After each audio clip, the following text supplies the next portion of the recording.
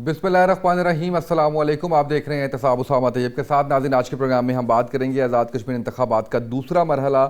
नून league की बढ़तरी हमें नज़र आ रही है। फार्म 47 की गूंज है। पीपल्स पार्टी और नून लीग में इंतखाबात पर तलखी में शिद्दत आ रही है और इंतखाबात के दूसरे मरहले में भी धांधली का शोर है। बिलावल भुट्टो के तनकीदी वार हम देख रहे हैं कि वो जारी हैं। इसके साथ साथ सियासी मंजरनामे पर नए सूबों की बाज़गश सुनाई दे रही है। वज़ीर दाखिला मोहसिन नकवी की वज़ीर आज़म से मुलाकात भी हुई है, इस पर हम बात करेंगे। मिस्टर शाहिद मसूद साहब तहरीक इंसाफ से हमारा साथ दे रहे हैं। अखुंदा चिटान साहब पाकिस्तान पीपल्स पार्टी से हमें ज्वाइन किए हुए हैं। आमिर खाकवानी साहब सीनियर एनालिस्ट हमें ज्वाइन किए हुए हैं। जवाद फैजी साहब सीनियर तजियाकार हमारे साथ मौजूद है। चारों मेहमानों का बहुत शुक्रिया। अखुंदा चिटान साहब, मैं आपसे स्टार्ट करूंगा और जानना चाहूँगा कि जो मुफाहमती इजलास हुआ पाकिस्तान पीपल्स पार्टी और पाकिस्तान मुस्लिम लीग नून के दरमियान, उसके बाद तो हमें लगता था कि शायद जो एक तलखी है वो कम हो जाएगी, लेकिन ऐसा नहीं हुआ। क्या वजूहात सर?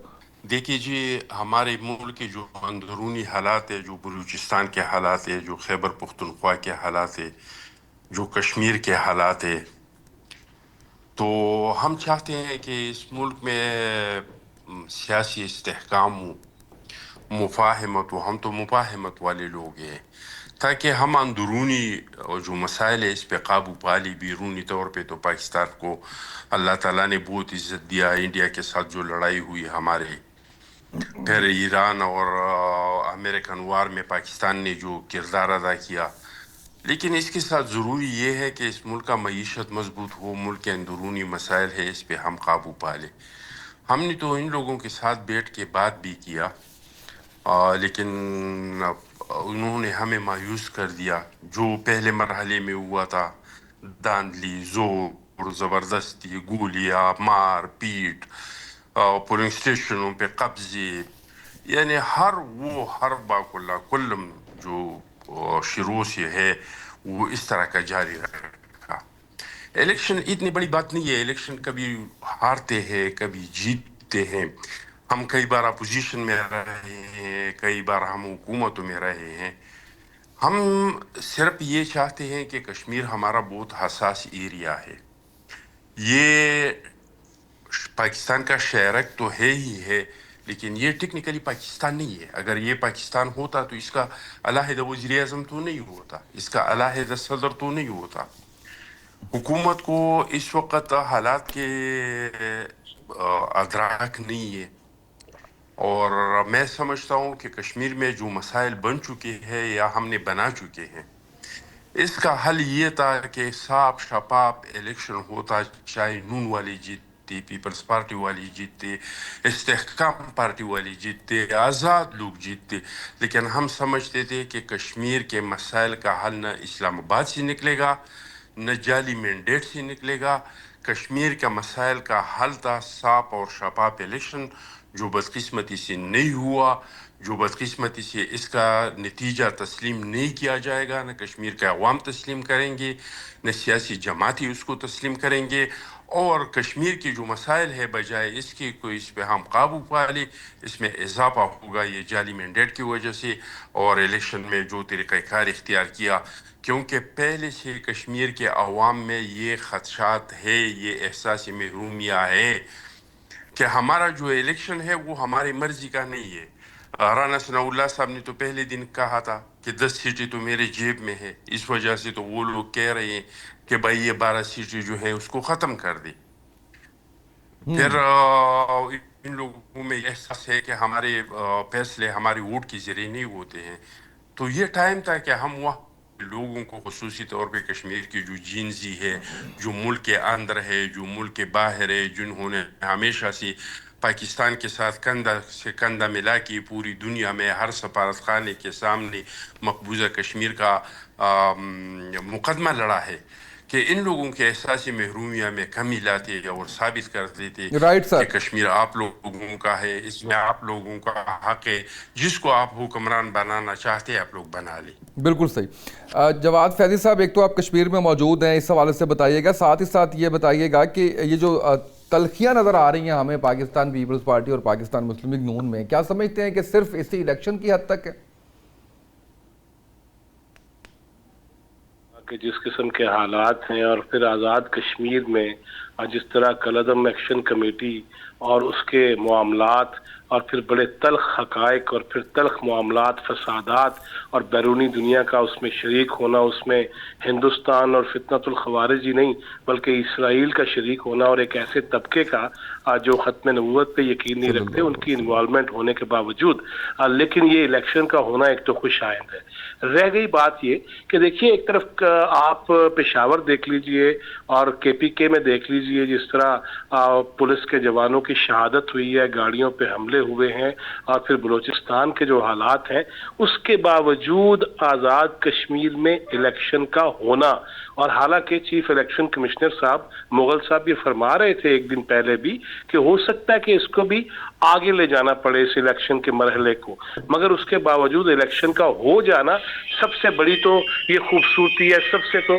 بڑا یہ معاملہ ہے کہ بہرحال جو ہندوستان، جو فتنۃ الہندوستان، جو پوری دنیا، جو ہمارے دشمن نظریں لگائے بیٹھے تھے کہ ہم مقبوضہ کشمیر میں استصواب رائے کے کہنے والے ہیں، مطالبہ کرنے والے ہیں، اقوام متحدہ میں موجود ہیں، اور آزاد کشمیر میں یہ کیسی صورتحال ہے، اس پہ انٹرنیشنل میڈیا اور پھر خاص طور پہ وہ پراکسیز، وہ سازشی عناصر اور دشمن جو اس سارے ماحول کو غلط بتانا چاہ رہے تھے اور پاکستان کے ماتھے پہ دھبا لگانا چاہ رہے تھے، ان کو ناکامی ہوئی۔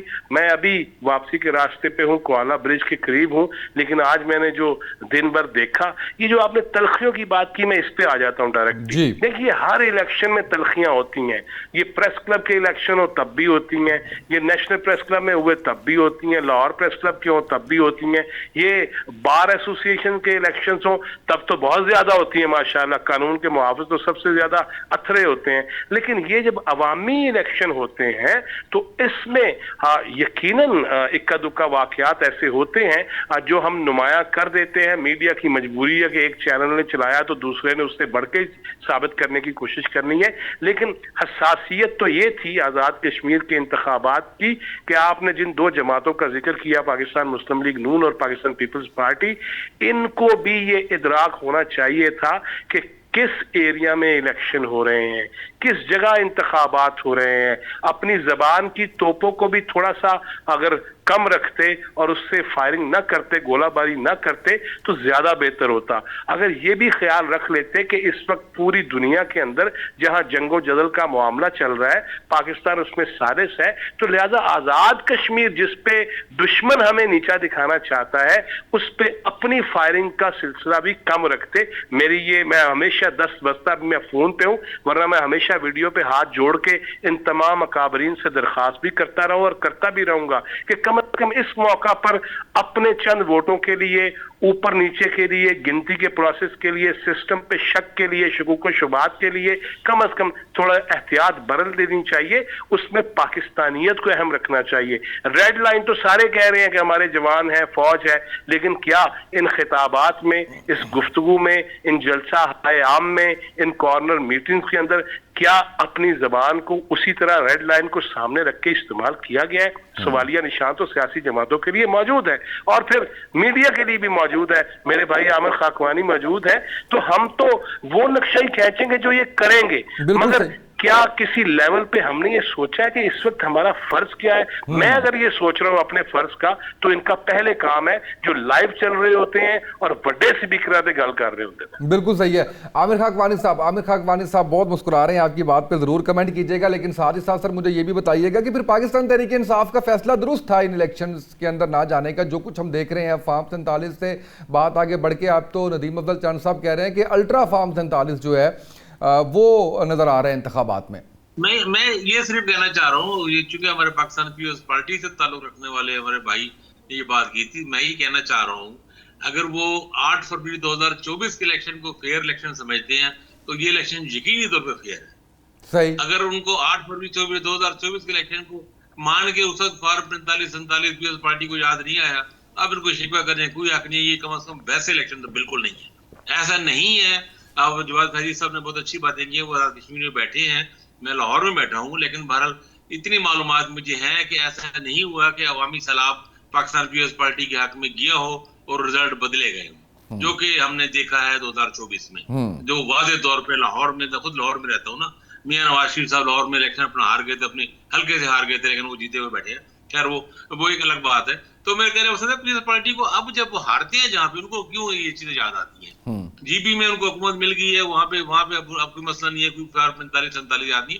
तो ये इल्जाम, ये बातें जो है ना, ये ऐसी ही हैं अनफॉर्चुनेटली। हाँ, आपने सवाल था तहरीक इंसाफ के बाइकाट का। देखिए, तहरीक इंसाफ को लग रहा था कि पिछले साल 1.5 साल से जो भी जितने इलेक्शन हो रहे हैं उनके साथ उनको लग रहा है कि हमें उसमें हरवाया जा रहा है, जो उनका उस पार्टी के हिसाब से उन्होंने फैसला किया। लेकिन पॉलिटिकली होता ही है, जो पॉलिटिकल वर्कर होता है वो भरे इस बात को, ये बात मानते हैं और ये समझते हैं कि जब आप बाइकाट करते हैं तो एक खला पैदा होता है। आपके ज़ाहिर वहाँ पे हर हल्के में आपका वहाँ पे लोग होते हैं, आपकी पार्टी के लोग भी होते हैं जो इलेक्शन नहीं लड़ते, तो बहरहाल उससे एक नुकसान तो होता है अपनी जगह। लेकिन पीटीआई मेरे ख्याल में समझती है कि अगर इलेक्शन हुआ जिसमें खान साहब उस इलेक्शन में शामिल होंगे तो वो एक पूरी वेव बना लेंगे, तो उनको वो हर छोटी छोटी कॉन्स्टिट्यूंसी में जो एक तंजीमी वो है वो इतना बड़ा फर्क नहीं पड़ेगा। लेकिन वैसे ही उस लिहाज से बाइकाट का फर्क पड़ता है। लेकिन फिलहाल तो तहरीक इंसाफ इस लिहाज से तो एंजॉय कर रही है कि वो पीटीआई में के आज़ाद कश्मीर में पीएस पार्टी और नून लीग की लड़ाई को ज़ाहिर बातें एंजॉय कर रहे हैं। बैरिस्टर शायद मसूद साहब देखें क्या कमेंट करते हैं, लेकिन वो तो मजे से बैठे हैं ना, टांग में टांग रखे। हाँ भाई, तो आप बताओ फर्क 45-47 था या नहीं था?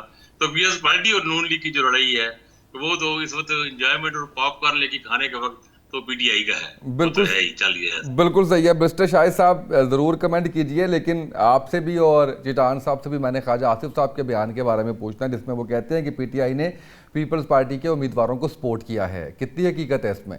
बिस्मिल्लाहिर्रहमानिर्रहीम। Thank you so much Usama साहब कि आपने शरीके गुफ्तगू किया। गुजारिश ये है कि देखें ये किस माहौल के अंदर इलेक्शन होने जा रहा है। एक तरफ वफाकी हुकूमत के जो इंटीरियर मिनिस्टर हैं वो ये कहते हैं कि ये सिस्टम कोलैप्स कर गया, और वो खुद सिस्टम का हिस्सा और एक बड़ी पावरफुल किस्म की मिनिस्ट्री लेकर बैठे हैं। अब उनकी मुराद क्या है, और हमारे जो पावरफुल इदारे हैं वो भी इसके ऊपर बयान दे चुके हैं कि गवर्नेंस का इशू है। अब सिस्टम से मुराद क्या है? सिस्टम किसको कोलैप्स आप कह रहे हैं? सिस्टम से मुराद ये है जो आइन के अंदर जितने इदारे हैं वो फंक्शनल नहीं है, वो अपना काम सही तरह से नहीं कर रहे। उसके अंदर आप जुडिशरी को ले लें, उसके अंदर आप पार्लियामान को ले लें, उसके अंदर आप इलेक्शन कमीशन को ले लें, उसके अंदर आप जो है प्रोविंशियल असेंबलीज को ले लें।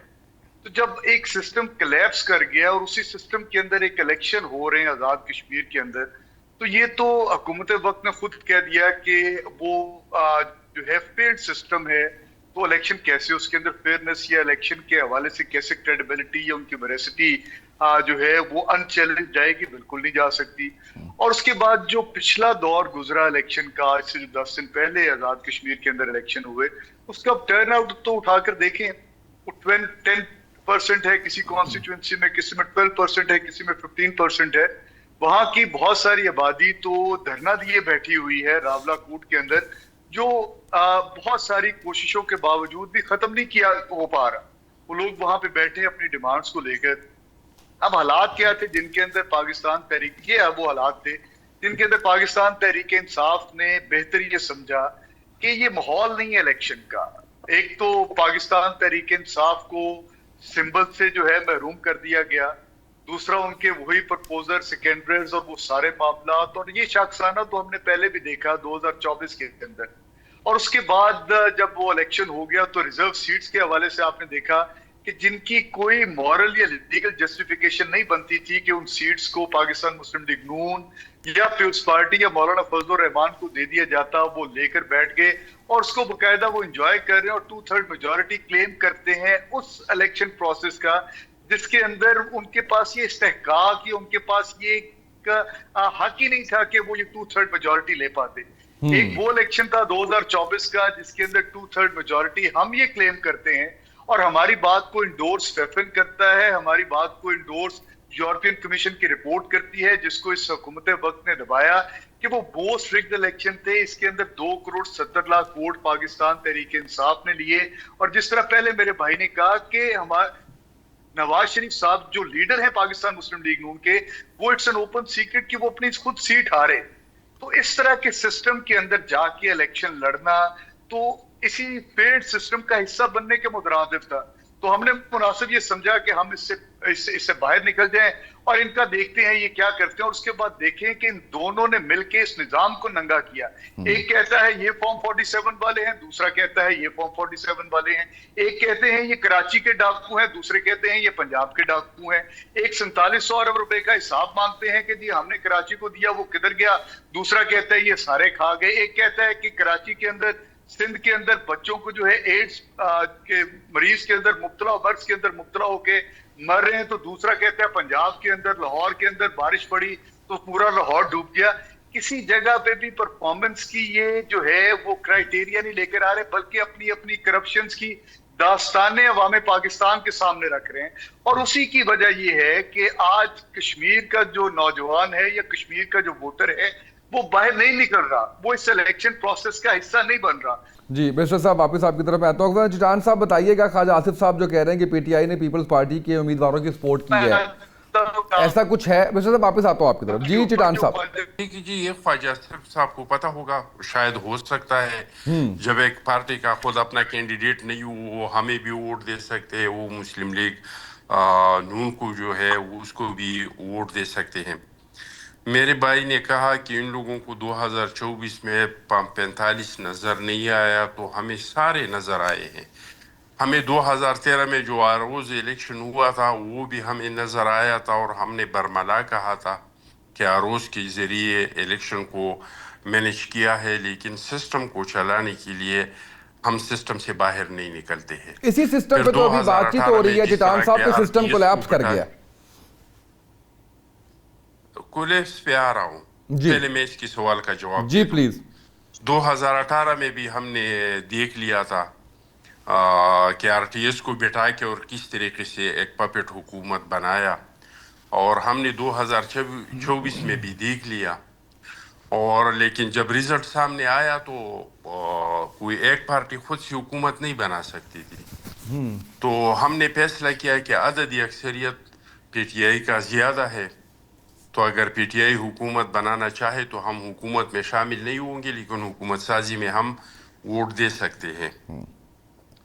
پھر عمران خان صاحب نے کہا کہ میں تو سیاستدانوں سے ہاتھ نہیں ملاتا ہوں، میں تو ڈی جی آئی سے بات کروں گا، میں تو آرمی چیف سے بات کروں گا.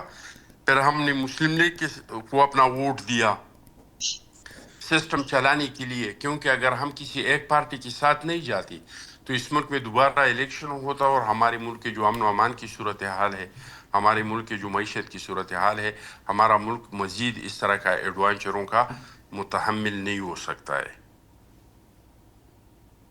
جی چٹان صاحب کولیپس، سسٹم کولیپس، میں نے کہا آپ کہہ رہے تھے نا کہ سسٹم بچایا ہم نے، تو شاید اسی لیے یہ سسٹم کولیپس کر گیا. تو اب آپ نہیں سمجھتے کہ اس سسٹم کو ری سیٹ ہونے کی جو باتیں کی جا رہی ہیں وہ کرنا پڑے گا؟ بہت ضروری ہے، لیکن کیا کرنا چاہیے سسٹم کو ریسیٹ کرنے کے لیے؟ 3 کام کرنا چاہیے. ایک رائٹ پیپل رائٹ جاب. آپ ہمارے جو ادارے ہیں، کیونکہ ملک تو ادارے چلاتے ہیں نا، ہمارے اداروں میں آپ دیکھ لیں کہ ہم نے کن لوگوں کو بٹھایا ہے. ایک محکمہ ہے، ان سے جو بھی ریٹائر ہو جاتا ہے تو اس کو کسی محکمے کا سربراہ لگاتے ہیں کہ وہاں پہ آپ پیسے کمائے، بچوں کو سیٹ کرے، باہر اپنے لیے جائیدادیں بنائے. تو سب سے پہلا کام تو یہ کرنا چاہیے کہ رائٹ پیپل رائٹ جاب دینا چاہیے. دوسرا یہ کہ ہمیں بلدیاتی نظام کو سیٹ کرنا پڑے گا، ہمیں بلدیات کو امپاور کرنا پڑے گا، جو کہ آج کل صوبہ سندھ کے علاوہ پورے ملک میں کئی بلدیاتی نظام نہیں ہے. تیسرا یہ کہ ہم نے ایک آئین بنایا ہے جو سوشل کنٹریکٹ ہے عوام اور ریاست کے درمیان. اس میں ہر ادارے کا کام کا تعین ہے، اس میں ہر ادارے کا کام کا اختیارات کا تعین ہے. اس ملک کو ہم ادارے کے آئین کے مطابق اس ملک کو ہم چلائے. اور جس آدمی نے یہ بیان دیا ہے ان کے اپنی کریڈیبلٹی کے بارے میں بھی پوچھا جائے کہ بھائی آپ پی سی بی کا چیئرمین ہے. آج پاکستان کا کرکٹ ٹیم ٹیسٹ میچ میں 9 نمبر پہ ہیں، ون ڈے میچ میں 6 نمبر پہ ہے، اور 2020 میں 5 نمبر پہ ہے. آپ انٹیریئر منسٹر ہیں، ملک کے امن و امان کی صورتحال کیا ہے؟ آپ جب انٹیریئر منسٹر نہیں تھے تو ملک کے امن و امان کی صورتحال کیا تھا؟ اور آپ جو ہے ملک کے امن و امان کی صورتحال کیا ہے؟ تو اگر یہ خود وزیر اعلیٰ تھا تو کس بنیاد پہ تھا, اس کا صلاحیت کیا ہے, اس کا قابلیت کیا ہے؟ تو بالکل چینج لانا چاہیے, لیکن وہی جو ملک کو فائدہ دے دے. بالکل ٹھیک ہے. جواد فیضی صاحب, جو سسٹم بدلنے کی بات کی جا رہی ہے, ری سیٹ کرنے کی بات کی جا رہی ہے, اس کے اندر 2-3 پوائنٹ چٹان صاحب نے بھی ایڈ کیے ہیں, جس کے اندر وہ رائٹ پرسن رائٹ جاب کی بات کرتے ہیں, بلدیاتی انتخابات کی بات کرتے ہیں. سر, آپ سمجھتے ہیں کہ یہ اتنا آسان ہوگا کہ بیان آ گیا ایک طرف سے, دو طرف سے, اور یہ سسٹم جو ہے وہ ری سیٹ کرنے کی طرف بات چل نکلے گی اس دفعہ؟ دیکھیے اسامہ پیارے, پہلی بات تو میں یہ کروں گا کہ بیرسٹر شاہد مسعود میرے بھائی ہیں, بڑے پیارے بھائی ہیں, اور جب یہ ہنستے ہیں تو مجھے بہت زیادہ پیارے لگتے ہیں, اور اللہ انہیں ہمیشہ ہنستا رکھے. لیکن انہوں نے جو کہا نا کہ ہم نے اس لیے الیکشن میں حصہ نہیں لیا, وہ بھائی میرے اس لیے الیکشن میں حصہ نہیں لیا کہ ان کی جگہ اسرائیل اور وہ قادیان کا جو کنبہ ہے, وہ جو حرم مدینہ میں توہین کیا کرتا تھا, وہ وہاں پہ موجود ہے اس پورے معاملے کو سبوتاژ کرنے کے لیے. ان کو الیکشن میں حصہ لینے کی ضرورت کیا ہے؟ ان کی جگہ تو وہ لڑ رہے ہیں اور حالات خراب کر رہے ہیں. یہ کاش کہ اس واقعے سے آج بھی لا تعلقی کا اظہار کر دیتے, کاش کہ آج بھی یہ اجتماعی سطح پہ مرکزی لیول پہ 9 مئی کے جو واقعات ہیں, حادثات ہیں, سانحات ہیں, اس سے برات کا اعلان کر دیتے, تو میں پھر یہ سمجھتا کہ واقعی یہ 2024 کے الیکشن کے بعد سمجھدار ہو گئے ہیں. ان کے اندر تو اپنے مسائل ہیں. آج سہیل افریدی کہہ رہے تھے کہ ہم ناکام ہو چکے ہیں کسی بھی لیول پہ, اور نہ عمران خان کے لیے کچھ کر سکتے ہیں, نہ عوام کے لیے کچھ کر سکتے ہیں, لہذا اس کی طرف میں پھر واپس نہیں جاتا. اب آگے آتا ہوں میں اگلی طرف, اور ان کا چہرہ میں پھر بھی چاہوں گا مسکراتا رہے اور تب میرا جواب دیں. اگلی بات کرتا ہوں, اخونزادہ چٹان صاحب نے پی سی بی کی بات کی, 2020 کی, ون ڈے کی, ٹیسٹ کی, تو یہ بھی خواجہ آصف صاحب نے کوئی 8-9 گھنٹے پہلے ایک ٹویٹ کر رکھا ہے محسن نقوی صاحب کے لیے. اور محسن نقوی صاحب دیکھیے, جس طرح خواجہ آصف صاحب نے کہا کہ 3-3.5 سال پہلے وہ اس سسٹم میں داخل ہوئے ہیں, تو وہ اتنے ماشاءاللہ یہ سسٹم اتنا کرپٹ اور خراب ہے کہ وہ وزیر اعلیٰ بھی رہتے ہیں پنجاب کے نگران اور طویل دورانیے کے, پھر سسٹم اتنا خراب ہے کہ وہ سینیٹر بھی بن جاتے ہیں, پھر سسٹم اتنا خراب ہے کہ وزیر داخلہ بھی بن جاتے ہیں, پھر سسٹم اتنا خراب ہے کہ پی سی بی کے چیئرمین بھی ہوتے ہیں, اور کارکردگی سب کے سامنے ہے.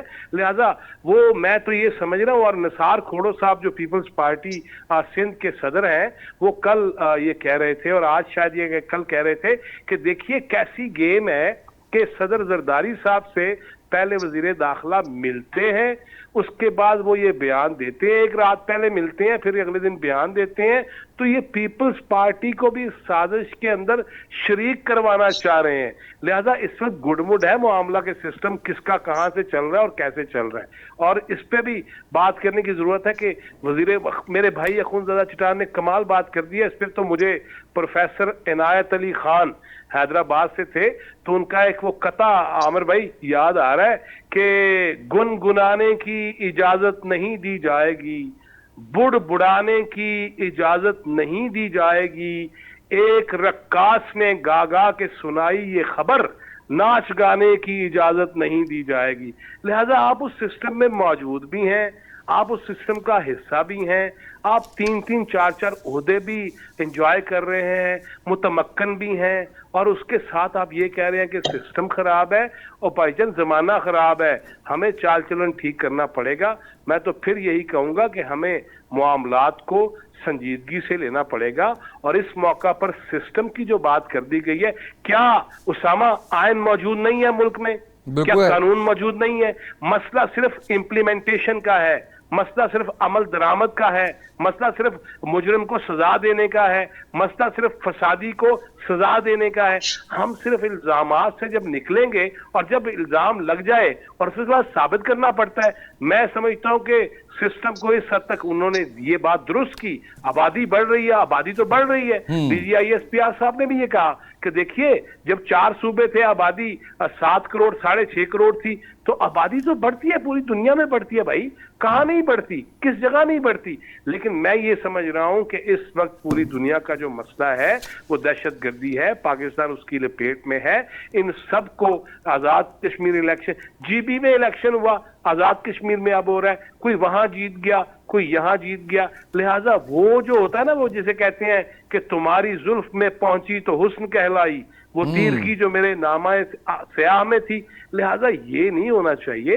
Right sir. हर चीज का इदराक होना चाहिए, सोचना चाहिए, समझना चाहिए। और मैं उसामा एक बात और कहूंगा, जो मेरा फर्ज है बतौर जर्नलिस्ट और सहाफी और सोहफ कहाँ से निकला है, सहाफत आई कहाँ से है, मैं उसको फिर पकड़ता हूँ उस चीज को कि हमें बहरहाल मुझे और आमिर खान अकवानी को तो यही कहना है, बेशक हमारी लाइन साइड की लगे, किसी की लगे, लेकिन असल हमारा फर्ज जो है और आपका जो है वो ये है कि आप जो बोलेंगे हमें सुनाना पड़ता है, आप जो कहेंगे हमें बताना दिखाना पड़ता है। मगर यार ना करो ना, बस करो। क्यों करते हो इस कदर इतनी ज्यादा हिद्दतें और शिद्दतें कि हम उस पर गुफ्तगू करते रह जाएं? इस कौम के शऊर की बढ़ोतरी के लिए कितना टाइम दे रहे हैं चैनल, बड़े से बड़े चैनल्स और छोटे से छोटे चैनल, और व्लॉगर्स तो अन्नी डाले हुए हैं। लिहाजा हमें इनकी तरफ से अच्छी बातें आएंगी तो हम मजीद अच्छी बातें करेंगे, लेकिन अगर नहीं भी आएंगी हमें अच्छी बातें करते रहना। बिल्कुल सही सर, मुझे ब्रेक पे जाना है, ब्रेक से वापस आते हैं, इस पे कुछ मजीद बात करते हैं। एक शॉर्ट ब्रेक, नाज़रीन हमारे साथ रहिएगा।